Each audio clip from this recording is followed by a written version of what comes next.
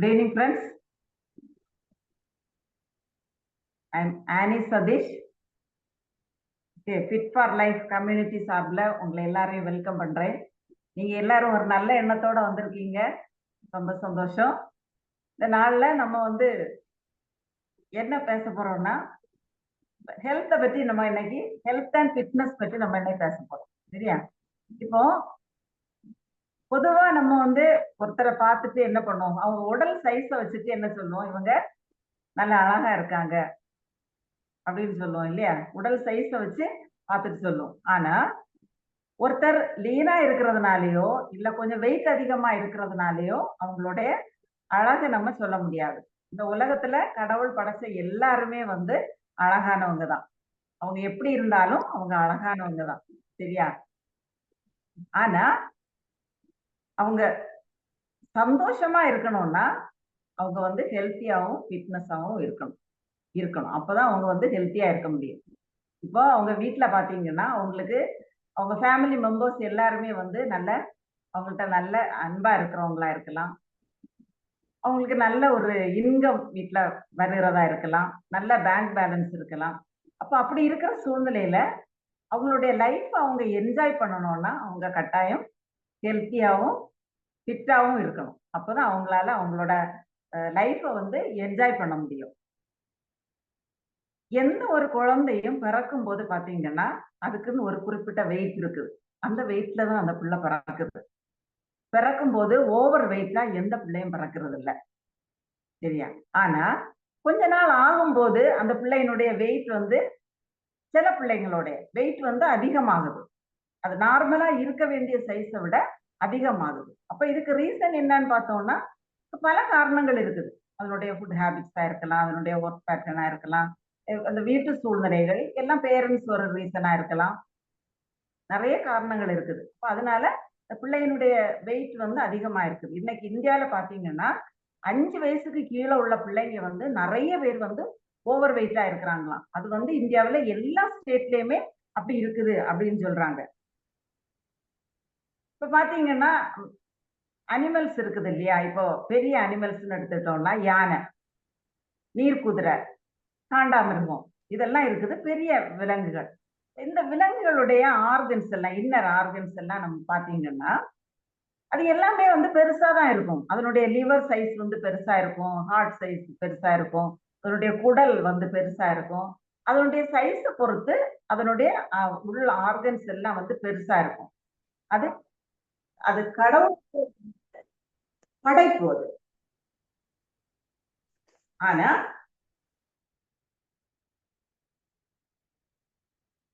மனுஷங்களுக்கு என்னன்னா, நம்ம மனுஷங்களை கடவுள் எப்படி படைச்சிருக்கிறாருன்னா அவங்களுடைய ஹைட்டுக்கு ஏற்ற வெயிட் அவங்களுக்கு இருக்கணும். அந்த வெயிட்ல இருக்கிறது மாதிரிதான் கடவுள் அவங்களுடைய இன்னர் ஆர்கன்ஸ் எல்லாம் படைச்சிருக்கிறாரு. இப்ப ஹார்ட்னா அவங்களுடைய உள்ளங்கை, அவங்களுடைய கைக்கு அளவு சைஸ் இருக்கும். லிவர் எந்த அளவு சைஸ் இருக்கணும், இத்தனை கேஜி வெயிட் இருக்கும், அப்படி இல்ல சைஸ் இருக்குது. நம்ம மனிதனுக்கு உடல்ல உள்ளால உள்ள ஆர்கன்ஸ் இந்த அளவு சைஸ்ல இருக்கணும் அப்படின்ட்டு இருக்குது. அப்போ அந்த உடம்பு பெருசாகிட்டு போகும்போது நம்மளுடைய இன்னர் ஆர்கன்ஸ் அந்த அளவுக்கு பெருசாகாது. ஆனா அதை சுற்றி என்ன ஆகும்னா ஃபேட் டெபாசிட் ஆகும். அது எல்லா ஆர்கன்ஸையும் சுற்றி ஃபேட் நிறைய ஸ்டோர் ஆகும். இப்ப ஸ்டோர் ஆகும்போது என்ன ஆகுது, அந்த அந்த எல்லா ஆர்கன்ஸுமே அதனுடைய ஒர்க் ஸ்லோ ஆகும். அது செய்யற ஒர்க்கை கரெக்டா செய்ய முடியாது. அதனால நம்ம உடம்புல என்ன ஆகும்னா ஹார்மோன் டிஸார்டர் உண்டாகும். நமக்கு தெரியும் நம்ம உடம்புல நிறைய ஹார்மோன்ஸ் செக்ரீட் ஆகுது. இன்சுலின் ஒரு ஹார்மோன், ஈஸ்ட்ரோஜன் ஒரு ஹார்மோன், தைராய்டு ஒரு ஹார்மோன், இப்படி நிறைய ஹார்மோன்ஸ் நம்ம உடம்புல செக்ரீட் ஆகுது. இந்த செக்ரீட் ஆகிற ஹார்மோன்ஸ் எல்லாமே கரெக்டா ஃபங்க்ஷன் ஆச்சுன்னா நம்ம பாடியில எந்த ப்ராப்ளமுமே வராது. நம்ம பாடி கரெக்டா ஒர்க் ஆகும், நல்லா இருக்கும், நம்ம ஹெல்த்தியா இருக்கும். ஆனா இந்த ஹார்மோன் டிஸார்டர் வரும்போது என்ன ஆகுதுன்னா எல்லாத்துலயுமே இந்த ஹார்மோன் ஃபங்க்ஷன் ஆகுறதுல வேரியேஷன் வருது. அப்படி வரும்போது என்ன ஆகும்னா நம்ம குளுக்கோஸ் மெட்டபாலிசம் இருக்குது இல்லையா, குளுக்கோஸ் மெட்டபாலிசத்துல ப்ராப்ளம் வருது.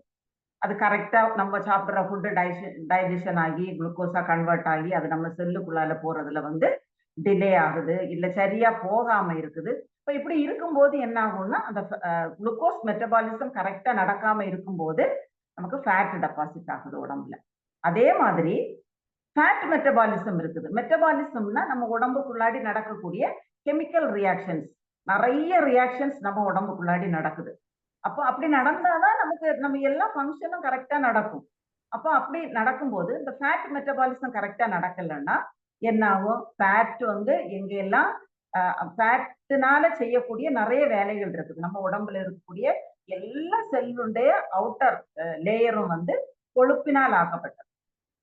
அப்போ இந்த ஃபேட் மெட்டபாலிசம் கரெக்ட்டா நடக்கலன்னா, அந்த செல்லினுடைய குரோத், செல்லினுடைய அந்த வளர்ச்சி எல்லாமே வந்து குறையும். அதனுடைய என்பது ஆரோக்கியம், செல் ஆரோக்கியம் வந்து குறையும். அப்ப இப்படி வந்து அதுல டிஸார்டர் வரும்போது தான் நமக்கு நோய்கள் உண்டாகும். இன்னைக்கு பார்த்தீங்கன்னா, ஒரு 35, 40 வயசுல உள்ளவங்கள எல்லாம் எடுத்து பார்த்தீங்கன்னா, நெறைய பேரு எனக்கு டயபெட்டிஸ் இருக்குது, கொலஸ்ட்ரால் இருக்குது அப்படின்ட்டு ஹாஸ்பிட்டலுக்கு போறத நம்ம பார்க்கிறோம். இந்த ஹார்மோன் டிஸார்டர் வரும்போது தான் இந்த மெட்டபாலிசம் இந்த ப்ராப்ளம் வருது. அப்ப இந்த ப்ராப்ளம் எல்லாம் வருது. என்ன ப்ராப்ளம்ஸ் எல்லாம் வருதுன்னு பார்த்தீங்கன்னா, ஹார்மோனல் டிஸார்டர்னால டைப் 2 டயபெட்டிஸ் வருது. ஹார்ட் ப்ராப்ளம் வருது. அது கூட பிசிஓடி ப்ராப்ளம் வருது. இது எந்த ஸ்டேஜ்ல இந்த ப்ராப்ளம் ஸ்டார்ட் ஆகும்னு பார்த்தீங்கன்னா, இப்ப 35, 40 வயசுல இருக்கிறவங்களுக்கு இந்த ப்ராப்ளம் வருது. இவங்க ஹாஸ்பிட்டலுக்கு போறாங்க. இவங்கள்ட்ட நம்ம கூப்பிட்டு கேட்டோம்னா, இப்ப உங்களுக்கு இந்த ப்ராப்ளம் வந்திருக்குது இல்லையா? நீங்க ஒரு 20 வயசுல இருக்கும்போது, இந்த பிரச்சனை உங்களுக்கு வரும்னு நீங்க யோசிச்சிருக்கீங்களா? அப்படின்னு கேட்டா அவங்க சொல்லுவாங்க, இல்லவே இல்ல. நான் எனக்கு அப்படி ஒரு நோய் வருமா? அப்படின்னு தான் நான் யோசித்தேன். ஆனா இப்ப எனக்கு வந்துச்சு அப்படின்னு சொல்லுவாங்க. அப்போ பார்த்தீங்கன்னா, அந்த 20, 22, 23 வயசுல எல்லாம் பேரண்ட்ஸுமே பிள்ளைங்களுக்கு என்ன பண்ணுவாங்கன்னா, நல்ல ஃபுட் குடுப்பாங்க. ஏன்னா, இந்த ஸ்டேஜ்ல தான் அவங்களால வந்து நல்லா சாப்பிட முடியும். அப்படின்ட்டு நல்ல ஃபுட் நெறைய ஃபுட் குடுப்பாங்க. ஹோட்டலுக்கெல்லாம் கூட்டிட்டு போவாங்க. வீக்லி ஒன்ஸ் வெளிய ஆர்டர் பண்ணி வாங்கி சாப்பிடுவாங்க. அப்ப அப்படி பரோட்டா, பீஸா, பர்கர் இந்த மாதிரி எல்லாம் நல்ல அ ஃபாஸ்ட் ஃபுட் எல்லாம் வாங்கி சாப்பிடுவாங்க. ஏன்னா, அது அவங்களுக்கு வந்து ஒரு பேஷன். அது ஒரு ஸ்டைல். நம்ம இதெல்லாம் சாப்பிடுறோம்ன்னு சொல்றது ஒரு அ அவங்களுக்கும் ஒரு பெருமை. அதனால அது வந்து அப்படி வாங்கி சாப்பிடுவாங்க. அப்ப இப்படி சாப்பிடும்போது என்ன ஆகும்னா, அந்த பிள்ளைகளுடைய ஹார்மோன் ப்ராப்ளம் வந்து அப்பவுமே ஸ்டார்ட் ஆகுது. இவங்க வந்து ஃபுட் சாப்பிடுறது ப்ராப்ளமே இல்ல. ஆனா, நல்ல ஃபுட்டா வாங்கி சாப்பிடணும். நல்ல ஃபுட் சாப்பிடணும். கரெக்ட் டைம்ல சாப்பிடணும். அப்பதான் அவங்களுக்கு வந்து அது பிரயோஜனப்படும். இந்த டைம்ல அவங்க வந்து கண்டபடி ஃபுட்டுகள வாங்கி வெளிய எல்லாம் வாங்கி ரெஸ்டாரண்ட்ல எல்லாம் போய் வாங்கி சாப்பிடும்போது என்ன ஆகும்னா, அவங்களுடைய உடம்புல வந்து ஃபேட் டெபாசிட் ஆகுது.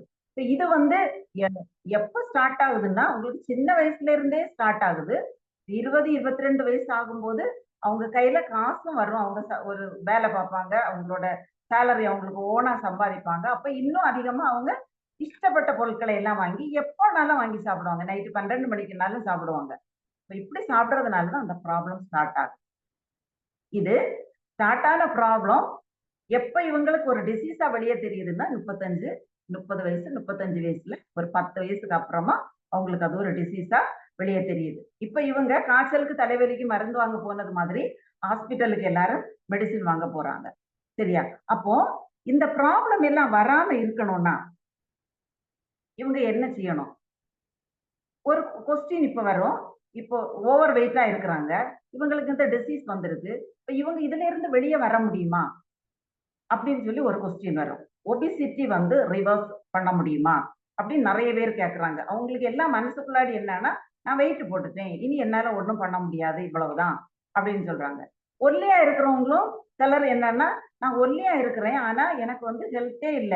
ஒல்லியா இருக்கிறவங்க எல்லாம் ஹெல்த்தியானவங்கன்னு அர்த்தம் இல்ல. ஒல்லியா இருக்கிறவங்களும் நெறைய பேர் வந்து ஹெல்த் இல்லாம நடந்துட்டு இருக்கிறாங்க. அவங்களுக்கும் இந்த மாரி ப்ராப்ளம்ஸ் வரும். வெயிட்டா இருக்கிறவங்களுக்கும் ஹெல்த் இல்லாததுனால இந்த மாரி ப்ராப்ளம்ஸ் வரும். சரியா? அப்போ இவங்களுக்கெல்லாம் இத வந்து ஓவர் வெயிட்ட வந்து ரிவர்ஸ் பண்ண முடியுமா? அப்படின்னு ஒரு கொஸ்டின் வரும். அப்புறம் இந்த நோய்கள் எல்லாம் வராம பாதுகாக்க முடியுமா?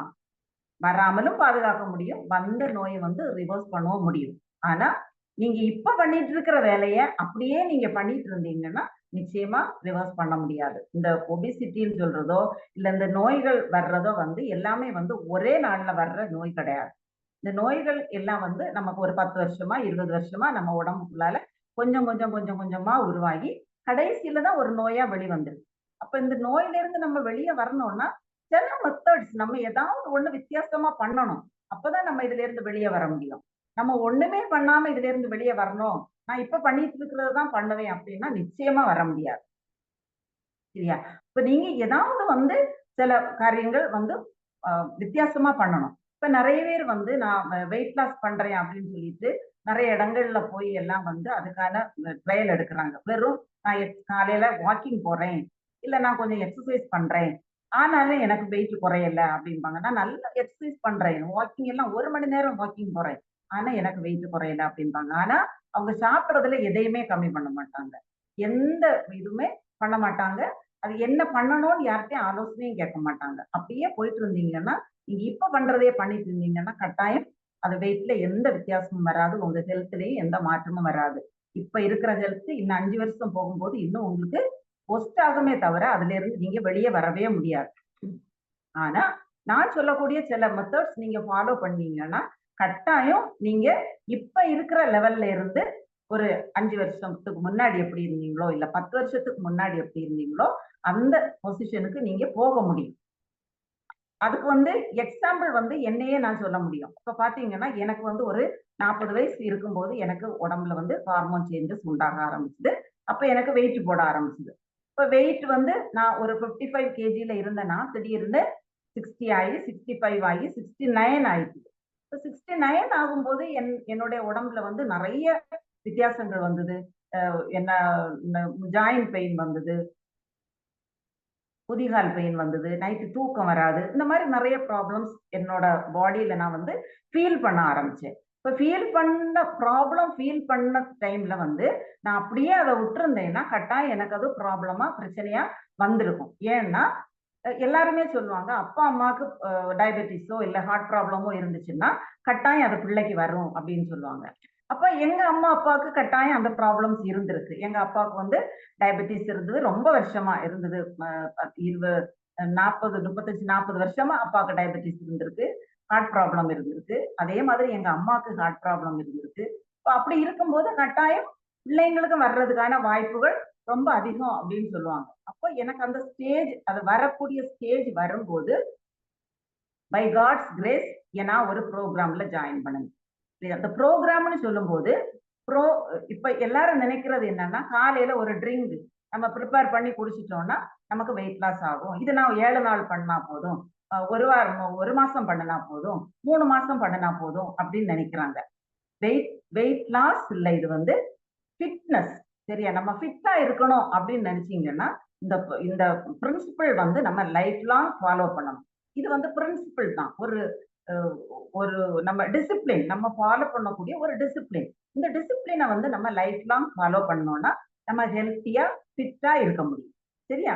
அப்ப நான் இந்த கம்யூனிட்டில நான் ஜாயின் பண்ணி, நான் மட்டும் இல்ல. என்னோட கூட நெறைய ஃபிரெண்ட்ஸ் ஜாயின் பண்ணாங்க. எல்லாருடைய ஹெல்த்லயுமே வித்தியாசம் வந்தது. வெயிட்ல வித்தியாசம் வந்தது. அவங்களுடைய ஹெல்த்ல வித்தியாசம் வந்தது. அவங்களுடைய நைட் தூக்கத்துல வித்தியாசம் வந்தது. அப்ப எல்லாருமே வந்து ஹேப்பியா ஃபீல் பண்ணாங்க. இப்ப நாங்க ஒருத்தர் டிஸ்கஸ் பண்ணோம். இப்ப பண்ணுனப்ப தான் இப்ப எங்களுக்கு தோணுச்சுது. இப்ப எங்களுக்கு வந்து நாங்க படிச்ச அந்த பாடத்த வந்து நெறைய பேருக்கு நம்ம சொல்லிக் குடுக்கும்போது, அவங்களுடைய லைஃப்லயும், அவங்களுடைய ஹெல்த்லயும் வித்தியாசம் வருமே! அத அப்ப நம்ம சொல்லிக் குடுக்கலாம் அப்படி இல்லையா? அப்படின்னு நெனச்சு தான் நான் அந்த ஒரு கம்யூனிட்டிய ஸ்டார்ட் பண்ணது. ஃபிட் ஃபார் லைஃப் அப்படின்ட்டு ஒரு கம்யூனிட்டி ஸ்டார்ட் பண்ணியிருக்கிறோம். இந்த கம்யூனிட்டில நாங்க என்ன எஜுகேட் பண்ணுவோம்ன்னு பார்த்தீங்கன்னா, நீங்க வாழ்நாள் ஃபுல்லா உங்க லைஃப் லாங் நீங்க ஹெல்த்தியா இருக்கிறதுக்கு என்னென்ன காரியங்கள் செய்யணுமோ, அதெல்லாம் நாங்க எஜுகேட் பண்ணுவோம். இங்க வர்றவங்களுக்கு. சரியா? ஃபர்ஸ்ட் நாங்க என்ன பண்றோம்னா, இந்த கம்யூனிட்டில வந்து ஃபர்ஸ்ட் அ எல்லா நாளும் சண்டே தவிர எல்லா நாளும் மார்னிங் 6ல இருந்து 6:35 வரைக்கும் ஒரு ஒர்க் அவுட் ப்ரோகிராம் நடக்கும். எக்ஸர்சைஸ். சரியா? ஃபர்ஸ்ட் வந்து நம்ம பண்ண வேண்டியது, நம்ம பாடிய வந்து ரிலாக்ஸ் பண்ண வேண்டியது. நம்ம ஒரு எக்ஸர்சைஸுமே பண்ணாம நம்ம பாடி டைட்டா இருக்கும். அப்ப அத வந்து நம்ம ரிலாக்ஸ் பண்றதுக்காக வேண்டி ஒரு எக்ஸர்சைஸ் ப்ரோகிராம் ஒண்ணு ஸ்டார்ட் பண்ணியிருக்கிறோம். அது 6ல இருந்து 6:35 வரைக்கும் இருக்கும். அதுல வந்து எல்லா எக்ஸர்சைஸும் இருக்கும். ம் கார்டியோ இருக்கும். யோகா சம்பந்தமான சில எக்ஸர்சைஸ்கள் இருக்கும். பிராணாயமா அது இருக்கும், பிரீத்திங் எக்ஸசைஸ் இருக்கும். இந்த மாதிரி எல்லாம் மிக்ஸ் பண்ணி பண்ணுவோம். ஏன்னா இப்படி பண்ணும்போது தான் நமக்கு இது பிரீத் கார்டியோ எக்ஸசைஸ் இருக்கும், ஏரோபிக் எக்ஸசைஸ் இருக்கும். அது இருக்கும்போது நமக்கு வந்து ஹார்ட்டுக்கெல்லாம் நல்ல ஒரு ஸ்ட்ரென்த் கிடைக்கும். அதே மாதிரி நம்ம பாடிக்கு ஸ்ட்ரென்த் கிடைக்கிறதுக்காக வேண்டி யோகா பண்றோம். பிரீத்திங் எக்ஸசைஸ் நம்ம லங்ஸ் எல்லாம் ஸ்ட்ரென்த் பண்றதுக்காக பிரீத்திங் எக்ஸசைஸ் பண்றோம், கான்சென்ட்ரேஷனுக்காக இதுக்கெல்லாம் பண்றோம். இது எல்லாமே வந்து எல்லா எக்ஸசைஸுமே வந்து நம்ம நார்மலா டே டு டே லைஃப்ல நம்ம பண்ணிட்டு இருந்ததுதான். ஒரு 10-40 வருஷங்களுக்கு முன்னாடி 30-40 வருஷங்களுக்கு முன்னாடி பாத்தீங்கன்னா வீட்டுல எல்லாருமே கீழே உட்கார்ந்துதான் வேலை செய்வாங்க. லேடிஸ பாத்தீங்கன்னா உங்களுக்கு வீட்டுல சமையல் செய்யற எல்லா காரியங்களுமே தரையில உட்கார்ந்துதான் அவங்க பண்ணணும். அப்படிதான் இருந்தது. பாத்திரம் விளக்குறது, அடுப்புல வேலை செய்யறது எல்லாம் கீழே உட்கார்ந்து சாப்பிடும்போது அவங்க கீழே உட்கார்ந்துதான் சாப்பிடுவாங்க. கால் மடக்கி உட்கார்ந்து சாப்பிடுவாங்க. இன்னைக்கு யாருமே அப்படி உட்கார்றது இல்ல. நம்ம நம்ம பிள்ளைங்களையுமே நம்ம உட்கார விடுறது இல்ல. எல்லாரையுமே கீழே உட்கார்ந்தா கூட உட்காராதப்பா, நீ சேர்ல போய் உட்காருன்னு சொல்றோம். உட்கார்ந்த இடத்துல நம்ம சாப்பாடை கொண்டு போய் கொடுக்குறோம். இப்படி நம்ம பிள்ளைங்களை நம்மளும் அப்படிதான் பழக்கி வச்சிருக்கிறோம். நம்மளும் அப்படி பழகிட்டோம். இப்ப கீழே உட்கார்றதுங்கிறது ரொம்ப கஷ்டமான ஒரு வேலையா இருக்கு. அப்ப அதை நம்ம வந்து பிராக்டிஸ் பண்ணி கொண்டு வர்றதுக்காக தான் வேண்டி இந்த எக்ஸசைஸ் ப்ரோக்ராம்ஸ் எல்லாம் நம்ம கண்டக்ட் பண்றது.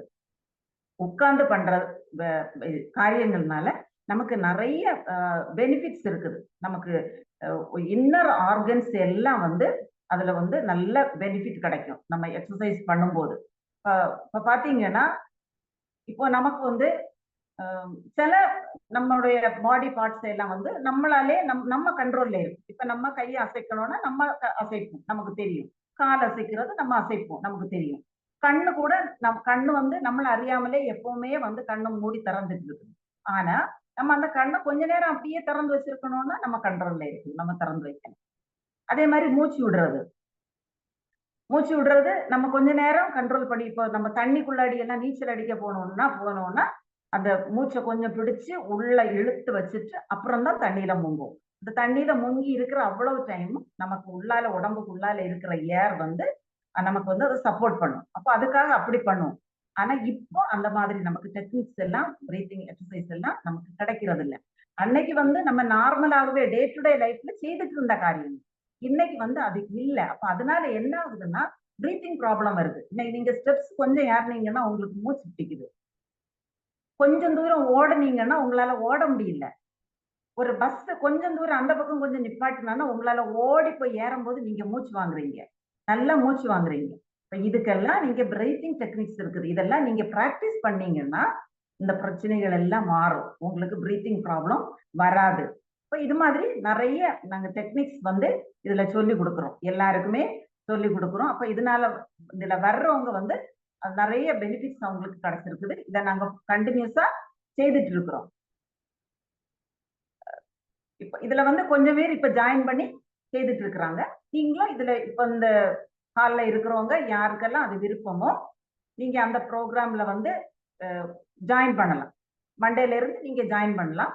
இதுல ஜாயின் பண்ணி நீங்க செய்ய ஆரம்பிக்கும் போது என்ன உங்களுக்கு என்ன பெனிஃபிட்னா, ஒண்ணு எக்ஸசைஸ் செய்யறதுக்கு நம்ம ஒர்க் அவுட் வந்து இப்ப நீங்க உங்க வீட்டு பக்கத்துல இருக்கிறவங்க யார்கிட்டயாவது கேட்டு பாருங்க. நீங்க யாராவது ஒர்க் அவுட் பண்றீங்களா இல்ல எக்ஸசைஸ் யாராவது பண்றீங்களா அப்படின்னு கேட்டீங்கன்னா யாரோ ஒருத்தர் தான் பண்ணுவாங்க. புரியுதா? எல்லாருக்கும் ஆனா பண்ணணும்னு ஆசை இருக்கு, ஆனா பண்ண மாட்டாங்க. ஏன்னா எனக்கு டைம் இல்ல, எனக்கு வந்து செய்யறதுக்கு முடியாது, எனக்கு பாடி கோஆபரேட் பண்ணாது, இப்படி எல்லாம் சொல்லுவாங்க. என்னால எல்லாம் முடியாது அப்படின்னு சொல்லுவாங்க. ஆனா நீங்க ஒரு கம்யூனிட்டிக்குள்ளாடி இருக்கும்போது அந்த டைம் கட்டாயம் வருவீங்க, கட்டாயம் செய்வீங்க. இல்லைன்னா உங்களால நிச்சயமா செய்ய முடியாது. இது இந்த இந்த மாதிரி நீங்க செய்யும் போது உங்களுக்கு என்ன ஆகும்னா உங்களோட லைஃப் ஸ்டைல்ல உங்களுக்கு நிறைய சேஞ்சஸ் வரும். இந்த நோய்கள் வராம உங்களுக்கு உடம்பு வந்து உங்களை பாதுகாக்கும். சரியா? இந்த நோய்கள் இந்த மாதிரி உள்ள நோய்கள் எல்லாம் வராம உங்களை பாதுகாக்கும். இந்த ப்ரோக்ராம்ல நீங்க வந்தீங்கன்னா உங்களுக்கு வந்து நீங்க என்ன மாதிரி ஃபுட்டு சாப்பிடணும், எந்த டைம்ல ஃபுட்டு சாப்பிடணும், நீங்க எவ்வளவு தண்ணி குடிக்கணும், நீங்க எவ்வளவு நேரம் தூங்கணும், இந்த மாதிரி உள்ள காரியங்கள் எல்லாம் உங்களுக்கு நிறைய நாங்க சொல்லிக் கொடுப்போம். இப்போ நம்ம ஃபேட் டு ஃபிட்னு சொல்லுவோம். நம்ம ஃபேட் லாஸ், வெயிட் லாஸ் இல்ல, நம்ம உடம்புல இருக்கிற ஃபேட் தான் நம்ம லாஸ் பண்ண போறோம். அப்படி ஃபேட் குறையும் போது உங்களுக்கு நிறைய பெனிஃபிட்ஸ் கிடைக்கும். உங்களுடைய இன்னர் ஆர்கன்ஸ் எல்லாம் வந்து நல்லபடியா ஒர்க் ஆகும். ஒர்க் ஆகும்போது நீங்க இன்னும் யங்கா ஃபீல் பண்ணுவீங்க. யங்கா ஃபீல் பண்ணும்போது நம்ம நீங்க வந்து இப்ப உங்களுக்கு ஒரு 50 வயசு இருக்குதுன்னா, நீங்க 40 வயசுல நீங்க என்ன மாதிரி ஆக்டிவிட்டீஸ் எல்லாம் பண்ணீங்களோ, எல்லாம் உங்களுக்கு 50 வயசுல நீங்க பண்ண முடியும். 60 வயசுல இருக்கிறவங்க 50 வயசுல நீங்க என்ன பண்ணீங்களோ, அதெல்லாம் உங்களுக்கு நீங்க 60 வயசுல பண்ண முடியும்.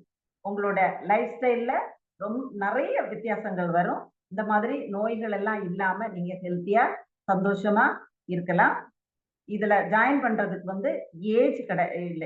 18 வயசுக்கு மேல உள்ளவங்க யார் வேணும்னாலும் இதுல ஜாயின் பண்ணலாம். ஏன்னா 18 வயசுக்கு மேலேயே ப்ராப்ளம் ஸ்டார்ட் ஆகுது நெறைய பேருக்கு. புரியுதா? அதனால வந்து நீங்க யார் வேணும்னாலும் இதுல ஜாயின் பண்ணலாம். எல்லாருக்குமே வந்து உங்களுக்கு ஆலோசனைகள் கிடைக்கும். நீங்க தனியா எங்கள்ட்ட கவுன்சிலிங் பண்ணணும் அப்படின்னு இப்போ வெயிட் குறைக்கணும், எனக்கு வெயிட் இவ்வளவு இருக்குது, இல்ல எனக்கு இந்த மாதிரி ப்ராப்ளம்ஸ் இருக்குது, இதுல இருந்து நான் வெளியே வரணும் அப்படின்னா நீங்க எங்கள்ட்ட தனியா கவுன்சிலிங் பண்ணலாம். பண்ணும்போது உங்களுக்கு அதுக்கான தகவல்கள் கிடைக்கும். நான் நான் வந்து இதுக்கான ட்ரைனிங் நியூட்ரிஷன் கோர்ஸ் பண்ணியிருக்கிறேன்.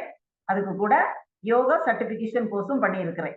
சரியா? நான் வந்து ஒரு ஒரு குரூப்ல ஒரு கம்யூனிட்டியில யோகா சொல்லி கொடுக்கறதுக்கான சர்டிபிகேட் நான் வாங்கி இருக்கிறேன். அதனால வந்து எனக்கு சொல்லி கொடுக்கறதுக்கு உள்ள பர்மிஷன் உண்டு. சரியா? அது வந்து நான் வந்து அந்த சர்டிபிகேட் வாங்கி தான் அதை பண்ணிட்டு இருக்கிறேன். அப்ப அதனால அதனால கட்டாயம் நீங்க வந்து உங்களுக்கு தவறான எந்த தகவல்களும் உங்களுக்கு கிடைக்காது. உங்களுக்கு சரியான தகவல்கள் கிடைக்கும். நீங்க நீங்க நம்பி இந்த ப்ரோக்ராம்ல நீங்க ஜாயின் பண்ணலாம்.